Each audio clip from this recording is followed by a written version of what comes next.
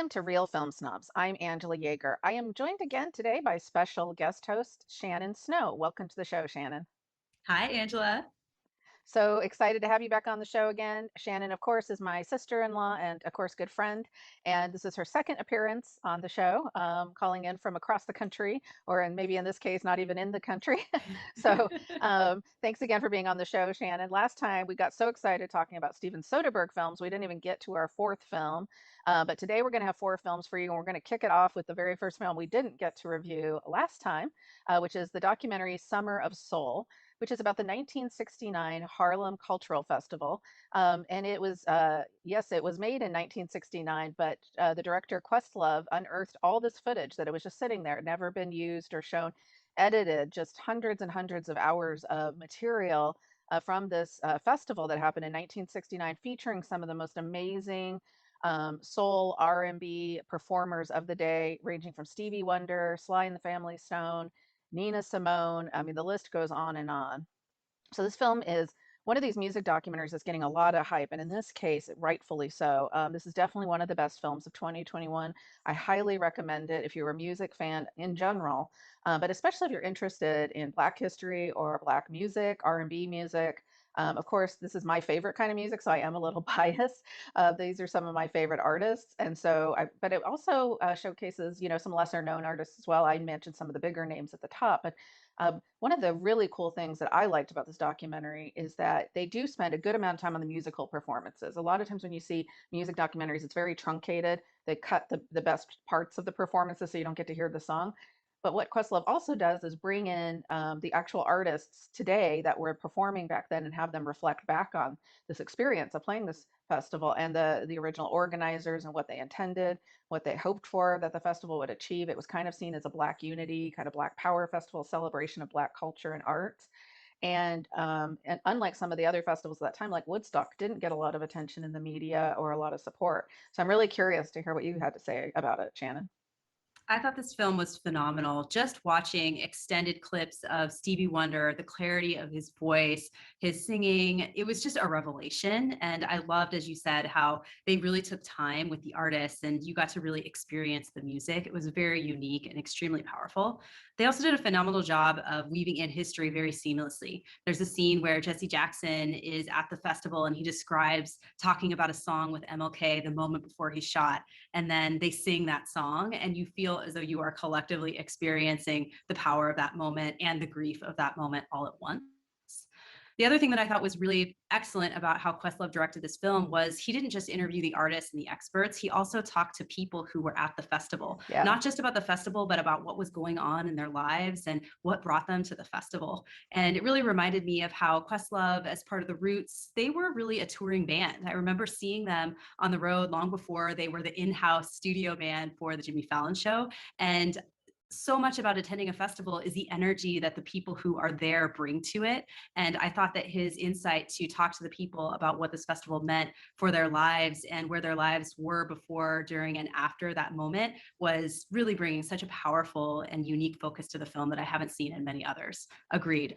Absolutely incredible movie. Yeah, and my husband, your brother, one of his favorite parts, in fact, was the audience. He thought that was one of the best parts of the film. In fact, a few times when it cut back to the musician, he's like, "No, let's go back to the audience," because the audience, there's just such a wide variety of people, young children who are at the festival, because it was a free festival for the community, really. It wasn't some, like some of these other festivals where people had to drive a long way. It was people that live in that community attending in Harlem attending the festival. And so, children and families and, women, men, I mean, there's just all ages and beautiful outfits. I mean, if you were a fashionista, oh my gosh, I would just watch the outfits and the hats and the attitudes and the different people and their. I mean, it was just gorgeous to watch, and people dancing, getting into the different artists. I mean, it was just amazing. And Nina Simone, in my opinion, that was one of the highlights. I'm a huge Nina Simone fan, so of course I love that. But when she came out and did some of the amazing performances that she did, particularly around Black Power and Black Pride and some of the what her music is about. I just thought it was extremely powerful, especially in the context of this festival and the fact they were trying to accomplish something good for the community. Absolutely.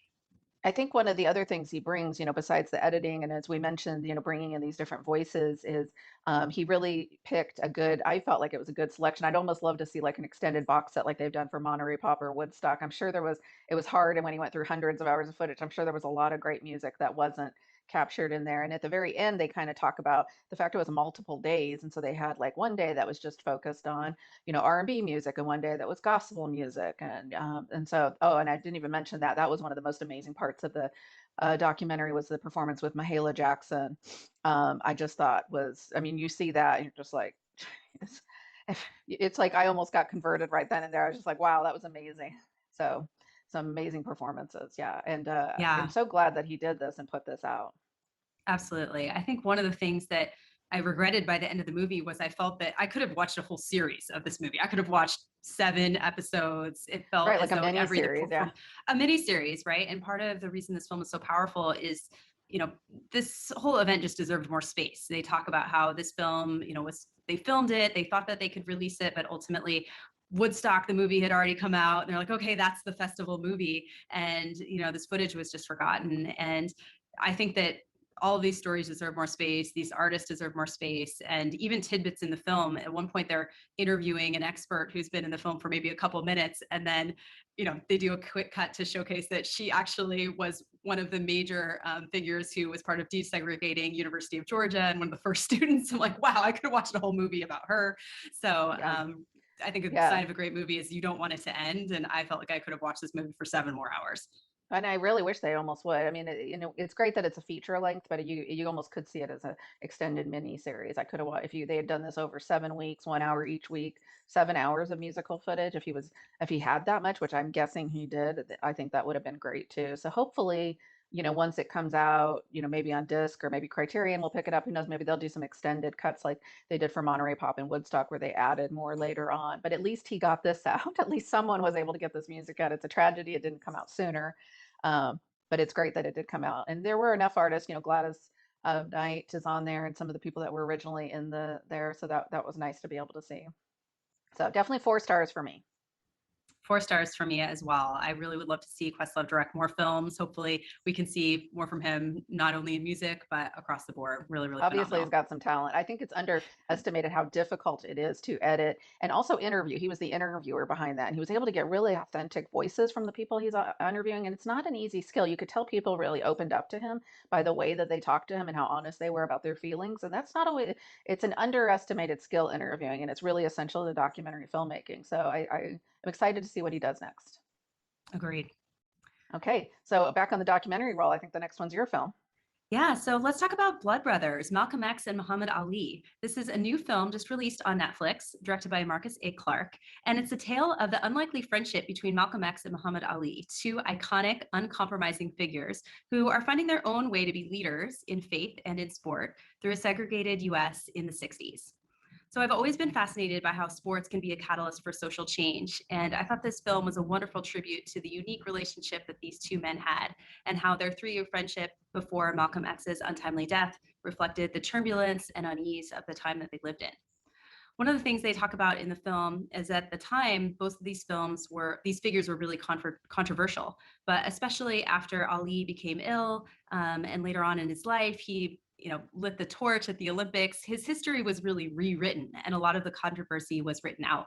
So for someone like me who hadn't lived through the time when this friendship occurred and through these civil rights events, I thought this was a must view because I love how the film unfolded, talking about how they built the friendship, how their friendship fell on hard times, and it really was more a family relationship because they really struggled with where they wanted to go with the Black Power movement and how they wanted to achieve that. And seeing it unfold in the way they told the story was really fascinating and a way to relive the times that were uneasy, uncertain, but ultimately critical to our country's history.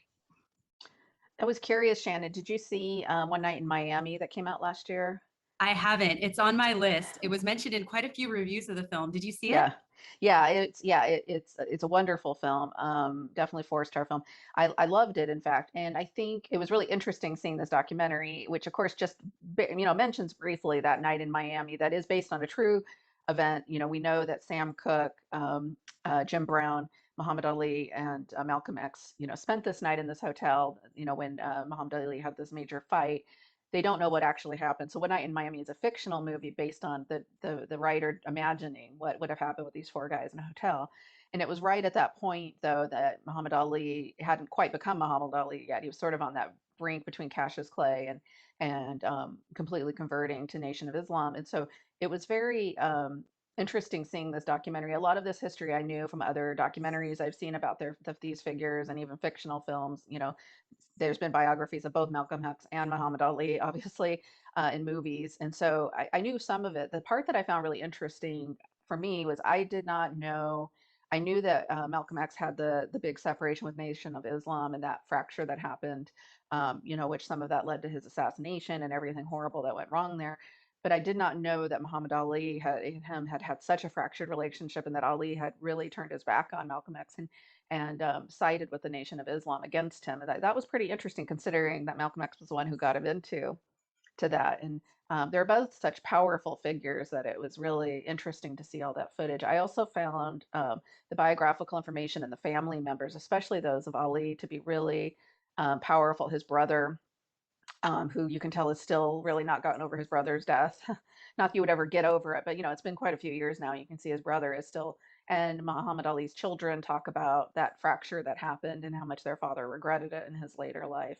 Because that change, Ali was always confident and bravado and everything in sports, but that change really happened, early in his life, even before he met Malcolm X, in terms of when he went to the Olympics. They talk about how he noticed in Europe that things weren't segregated. And for the first time when he came back, he's an Olympic athlete and he thought he would be treated differently, but he wasn't. And that started, sort of the beginning of his awakening, as a political figure. But then Malcolm X gave him the avenue to kind of really explore that fully. So I think it's a great documentary for, people who are interested in history and, of course, just want to know more about this specific time period. Absolutely. I think the way that it's framed in terms of family, because I think that the relationships you have with your family, sometimes they can up, sometimes down, but you're always tied together. I think the title of the film, in terms of Blood Brothers, and so many interviews with both of them, calling each other a brother, the turbulence of their relationship, how they didn't always agree in terms of how they should take the movement forward, the falling out, and then the interviewing with family members talking about the impact that had on both men's lives. I really thought that those themes resonated, especially as so many of us are thinking through, where do we want our country to go in the future. We're very vested, we want things to move forward in a great way, but there's going to be differences in how to do that. And so I thought the way that they zoomed in on the relationship in the broader context of social justice in America was really fascinating, and I appreciated that unique lens that they put on it. Yeah, yeah, definitely worth seeing. It's based on a book, and so the author of the book talks a little bit, and that part was probably the part that felt the clunkiest to me. Just whenever they do a movie based on someone's book, and then the authors are, they're talking about it, kind of narrating their book for you. But again, educational, really interesting. Not as much fun, obviously, as Summer of Soul by any stretch of the imagination, but still really, really great information and a great companion piece, really, to One Night in Miami. If you want to see a completely, different side where they're very jovial and joking around with each other. In that movie, the real tension is between Sam Cooke and Mm. Malcolm X, and they fight the whole movie basically. And both Jim Brown and Muhammad Ali are just trying to be intermediaries between those two. So it's that movie's a little bit different take on it. So Would you recommend watching one before the other? Like, would you wish you had watched this documentary before seeing the fictionalized? I don't think so, because I already knew enough. I think if you knew nothing about them at all, it would probably be better to start with the documentary, because Night in Miami almost kind of assumes that you know a little bit about the history there. But I think I don't know. I think either one. I mean, because one's a fictional film, I think it's probably fine. You're really getting more into the performances almost. But it's the same issues in a way, in that it's really all four of the men in that film have different takes on what it means to be not just a black man in America, but a very, a famous person with some pull.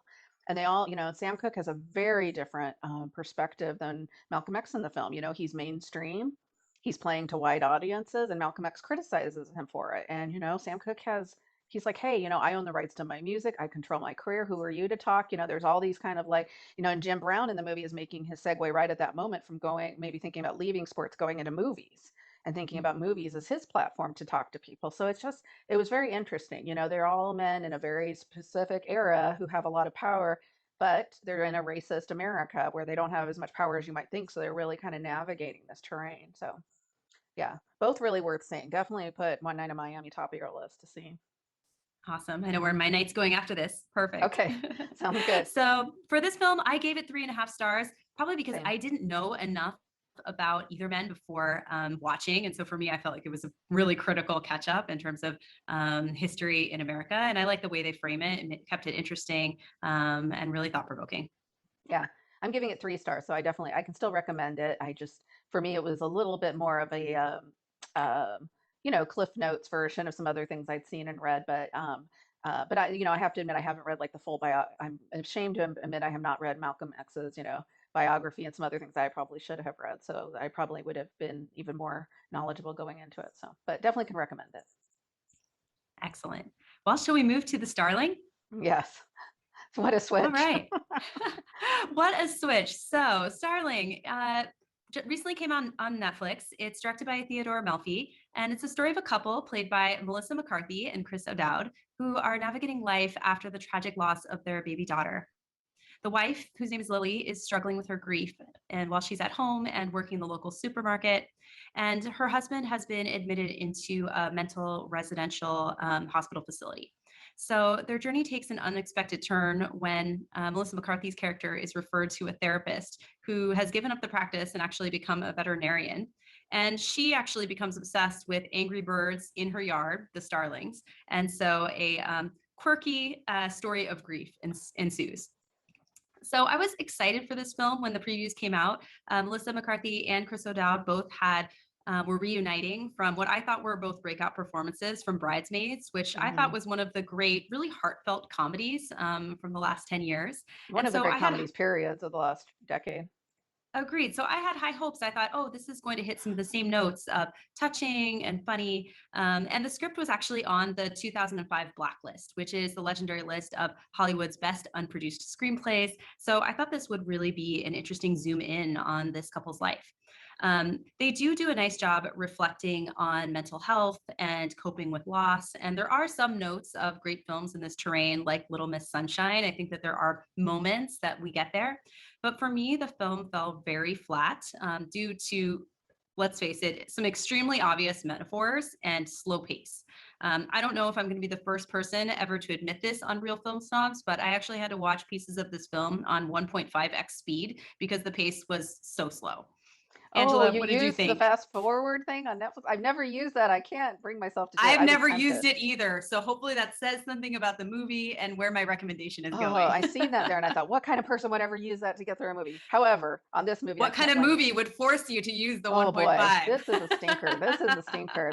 This is the movie where I say, "Oh wow, Melissa McCarthy needs to fire her agent." That's what I saw as I was watching this movie because I'm like, she is at one point running around her yard wearing a football helmet, swinging her arms around at this bird, not a big bird, a small bird, yelling at it. And I thought, you need to fire your agent, lady, because she is so talented. She has done some amazing movies in recent years, not just Bridesmaids, but Spy, which made my top 10 list of that year, and then the drama that she did a few years ago where she got nominated for an Academy Award. So she has capability to do the range that this performance calls for, which is dramatic and comedic. Chris O'Dowd, same thing, very good comedic actor. Kevin Kline from the 90s, one of my favorite actors of that period, Fish Called Wanda and all these great films. I love Kevin Kline, but he's so wasted here, just playing the quirky veterinarian.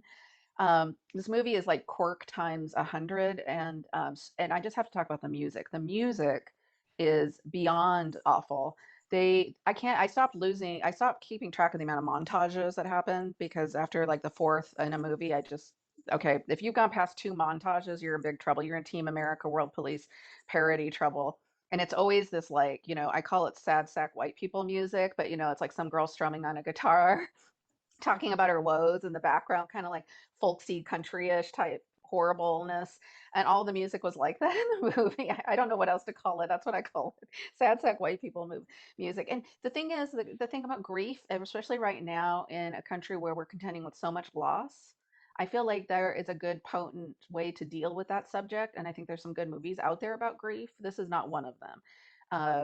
There was a few scenes where I almost laughed, but then it was just so awkward, and the pacing is so terrible that I really had a hard time with it. And yeah, those musical sequences. As soon as she get in the car, and the music would come on, and then they cut to a montage of her sitting in the yard, and then she's sitting in the house, and then they montage back to her husband at the mental facility. I just thought, oh my gosh, how did this get made? Well, I don't know what the screenplay was like, but Well, yeah, I'd be interested in reading the screenplay because clearly the execution was not there. It's one of those films where you turn it on and they have the animatronic bird at the beginning, which is the starling, and you're like, this is a little cheesy. Hopefully, we'll just move on from this. And you're like, nope, this was a sign that you should have just turned it off.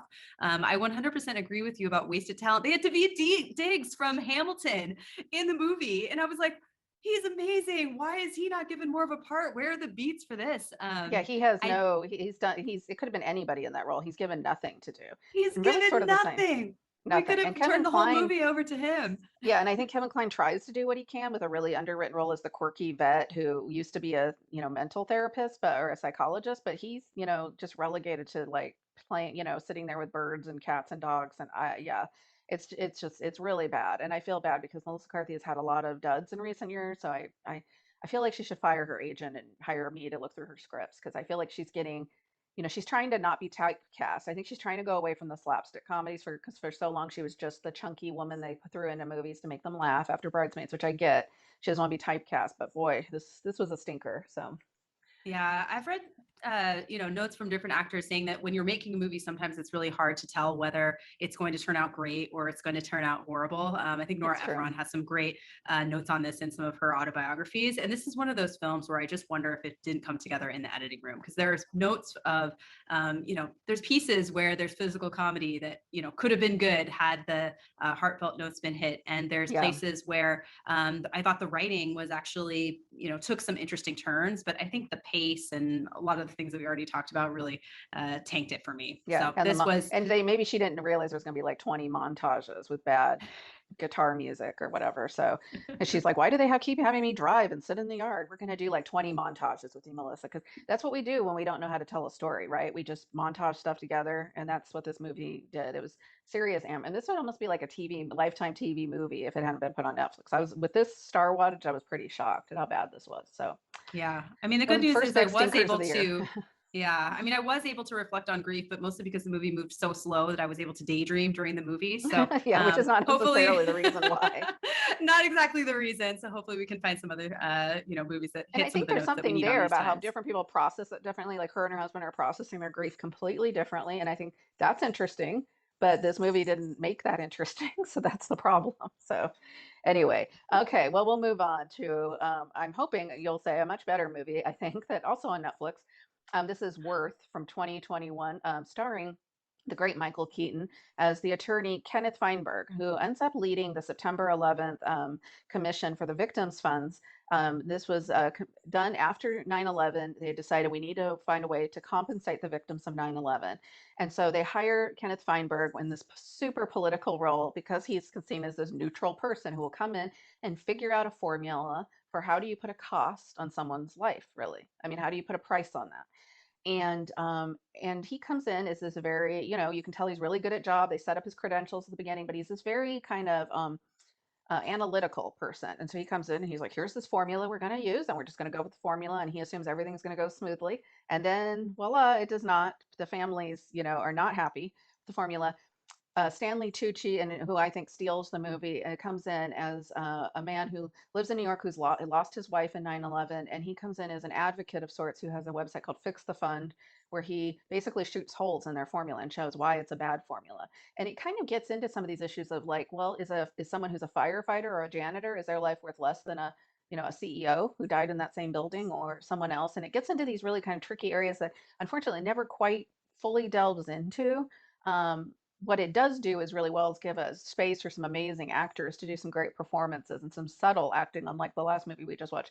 Not Kevin Kline, sorry, Stanley Tucci, as I mentioned, is fantastic as the victim's advocate. Michael Keaton is solid as always. Amy Ryan, who is a really under-recognized character actress, gets a lot to do in this movie. I loved her as Michael Keaton's law partner, who has a little bit more of a less analytical role. She's a little bit of the heart of the law firm.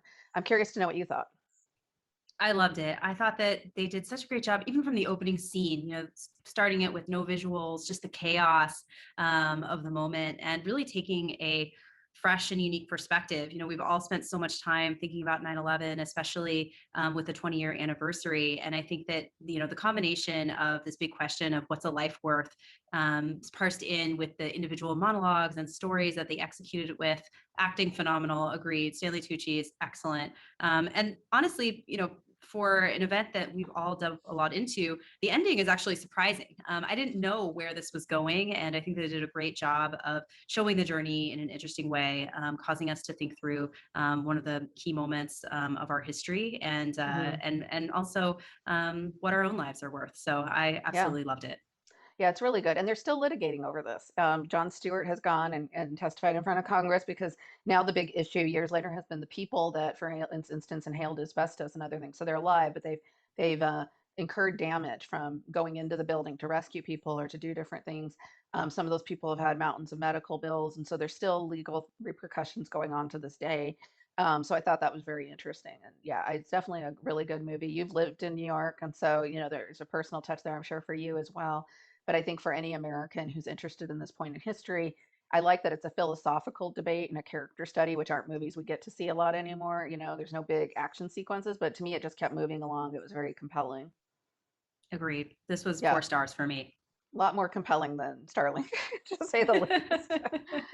Oh boy. Well, I can just knock on that movie all day. Sometimes it's fun to see a really bad movie that helps reset your bar, a little bit. Once you see a really bad movie where someone's chasing a bird around, swinging a bat, you're like, okay, I thought I knew what bad was, but my bar's reset a little bit now, so I go in. Well, I'm glad that I made that selection. I really contributed to Yeah, resetting the bar on Real Film Stuff. yeah, So you're exactly. welcome, Angela. I probably would have wanted. I really like Melissa McCarthy a lot, and all the actors in here, but especially her. And so I just feel like she often, though, she can make some really garbagey movies. So I would have probably wanted to see it anyway. So don't blame yourself too much. And it is good for me to reset my bar because sometimes you get too snobby if you see too many good films in a row. So I'm sure my husband heard me talking for the other room when I was watching this one, going, "Oh, what's going on? Why is this happening? Oh no, more music!" I was narrating myself to keep myself entertained, so I wouldn't doze off It's like, like why crazy. are there so many groans coming from there? What are you doing? Yeah, he was like, "What are you watching?" And plus, I kept walking out because I was bored, so kept taking breaks. And he was like, "You obviously don't seem very interested in this movie. This is like the fifth time you've come out for water." So, Angela, 1.5, yeah, 1.5. I can't do it. I now, can't bring now myself you to do it. know. Yeah, I keep imagining someone watching some great classic, like Casablanca or a Bergman film, and then using that feature, and it just makes me cringe. I can't bring myself to do it. So. Anyway, as always, Shannon, it was great to have you on the show. I think this was thoroughly enjoyable. We actually got through all of our movies, so that's very exciting. So to recap, Summer of Soul, we both give 4 stars to, one of the best films of the year. Blood Brothers, we both highly recommend. Starling, I think we beat that one I won't say dead horse, I'll say dead bird, haha. Um, that we did not enjoy that, and Worth, which we both enjoyed. And you gave 4 stars, and I'm going to give 3.5 to that one. So as always, you can check us out at realfilmsnobs.com. We're on Facebook and Twitter. You can watch us on CCTV in Salem, Scan TV, Corvallis Access Media, KMUZ Radio, and KMWV, and of course on YouTube. I'd like to thank, as always, our fantastic crew, especially Brad, Brian Hart, Jason, hardworking crew members, and our fantastic sponsors, the lovely Shannon Snow, for joining me as guest host again. Hope you come back, Shannon. As always, have a great day and great movies.